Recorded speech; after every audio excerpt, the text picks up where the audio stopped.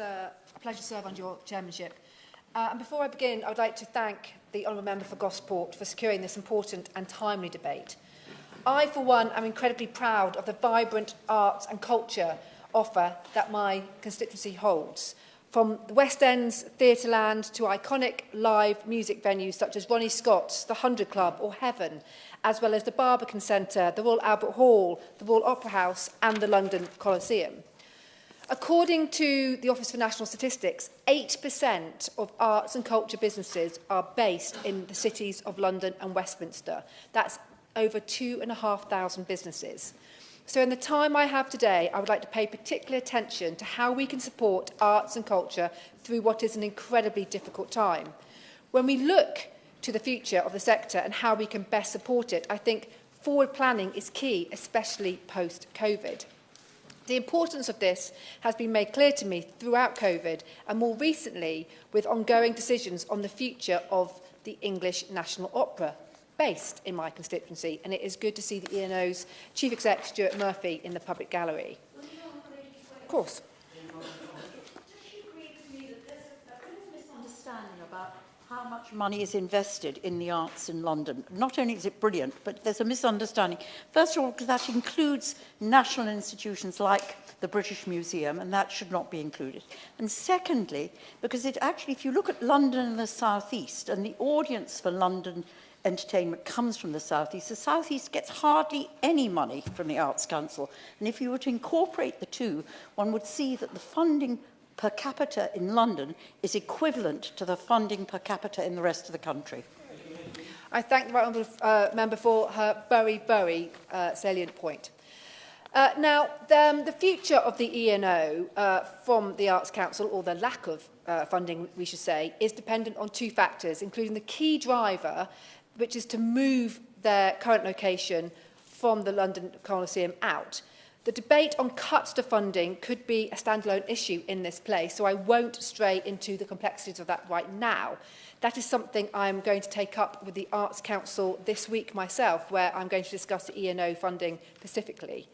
But right now, what I'm hearing is that one of the major issues the E&O is facing is not necessarily a prospective move necessarily, but the tightening of timescales and a lack of due consultation. And we've heard from the member from Bromley and Chislehurst how lack or no consultation with the E&O had. And the fact that the Arts Council expects 20 weeks to be enough between now and April for them to start really making decisions about their future.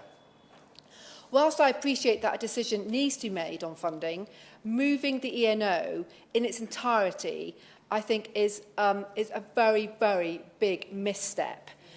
I think it is, as we've heard today, it will take 5 years at least, and really is Manchester the right place? I personally would like to see consideration given to the model that the Royal Shakespeare Company uses, which has a base in the Barbican Centre, but also in Stratford-upon-Avon, and that works very, very well. It keeps the London offer, but then it goes out into the provinces. I can't see why the Arts Council cannot work with the E&O to discuss that type of move, keeping London Coliseum alive, but then perhaps not moving up north. We have a brilliant Opera North organisation. What about the West Country? What about Bristol, Exeter, Plymouth?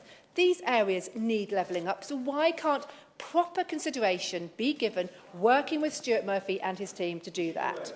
Of course. I have to protect the time for the two remaining speakers who are seeking to contribute. The Honourable Gentleman can seek an intervention if he wishes to, but it means that there's going to be really reduced time for the last two speakers. Kevin Brennan. Does Bristol. Nickie Aiken. Great honourable member for Cardiff West for pointing that out. Maybe Exeter and Plymouth then. But anyway, let me move on. I also want to make also another very, very important point about the economic drivers that culture brings to areas like Central London. You know, Central London is the powerhouse for the economy, and it is because of the hospitality, the leisure and the culture sectors working together. And we know that with every £1 spent in theatres, for example, £5 is spent in the wider local economy. That is tens, if not hundreds of thousands of jobs. And that's not just in London, it is across every major city where they have a theatre. And I know we've got the pantomime season coming up now. Oh yes, we have. Oh, no, and I know that places like in Cardiff with the pantomime, which I used to always go to with my grandparents every year, the local economy really does depend on families coming to the theatre to enjoy and having a meal before or afterwards. In the very short time that I've got left, I wanted to just pay tribute to the member for Gosport for obviously bringing this this debate, but also for her outstanding work as a minister. And I know during COVID, the arts and culture sector was on its knees. They were worried, and I had calls every day during the lockdown from really major players in the culture sector who were worried whether they would ever open their doors again. And I want to pay tribute to the member for Gosport for working with me to secure the £1.5 billion Culture Recovery Fund, which I know she played a huge part in, and that not just my arts and culture sector in central London made a huge difference then, but across the country. So I pay tribute to that. And I would just like to end, Mr. Chairman, by saying we do obviously face a very difficult economic time, but we cannot lose sight